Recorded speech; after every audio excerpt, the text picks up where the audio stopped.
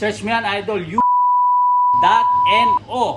Andyan lahat ng details, kung ano, mga papeles, mga kita ko kahapon na idol, 800 plus na chef. Kailangan nila dito sa Norway. Pero mag-hire. Hey, what's up, Bobby? Idol, yung papito, idol, idol. Ito, idol, paalala lang ha, hindi po ako nagre-recruit o kaya wala po kaming hiring dito para sa dishwasher. Baka kasi may gumamit ng pangalan ko at sabihin, kailangan kayo, pag-a-applyin kayo, tapos hingan kayo ng pera. Naku, scam po yan, idol ha, huwag kayo maniniwala. Ever ako manghihingi ng pera o mag-hire. Hey, what's up, Bobby? Norwegian ha. Ever ako maghanap o mag-hire ng tao kasi wala po akong karapatan na mag-hire ng tao, no? Wala rin pong chance na makarating kayo dito sa Norway kung dishwasher a-applyan nyo. Tandaan nyo po yan ha. Kasi dito sa Norway, dapat skilled worker ka, no? Ano ibig sabihin ng skilled worker, idol? Yan, kagaya ko, mga kusinero, halimbawa, ano ka, electrician ka, welder.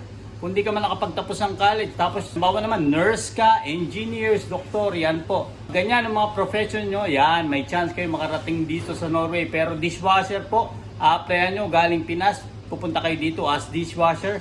Wala pong ganun dito. Madalas ang dishwasher namin dito, mga local o kaya mga Pilipino na matagal na rin dito sa Norway, no? Ngayon, idol, ang malaking tanong, pwede ka bang makarating dito sa Norway kung ikaw ay isang skilled worker? Siyempre, pwede. Bibigay ko sa iyo yung link. Tandaan mo to ha, idol ha, 3 letra lang kailangan mo tandaan. UDI. Search mo yan, idol, UDI.no.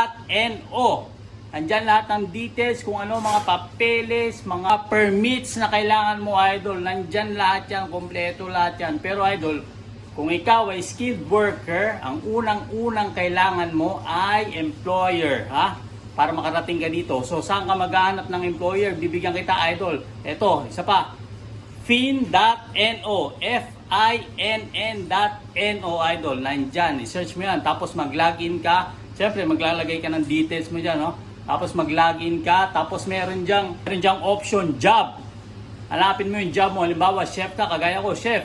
Type mo lang dyan, chef, no? Kung nakita ko kahapon na idol, 800 plus na chef. Kailangan nila dito sa Norway. So kung ikaw ay isang kusinero at feeling mo, kailangan mong pumunta dito sa Norway, gusto mong pumunta, nako, idol. Papi, go. Nako, idol, mag-apply ka na. FINN.no, ha? Papi, I love you. Idol, yung papito, idol, idol. Ito ang idol nyo sa Norway, ha? Tandaan nyo, FINN.no, tapos UDI.no. Nandyan lahat mga idol. Ito ang idol mo sa Norway. Follow for more. Bye-bye!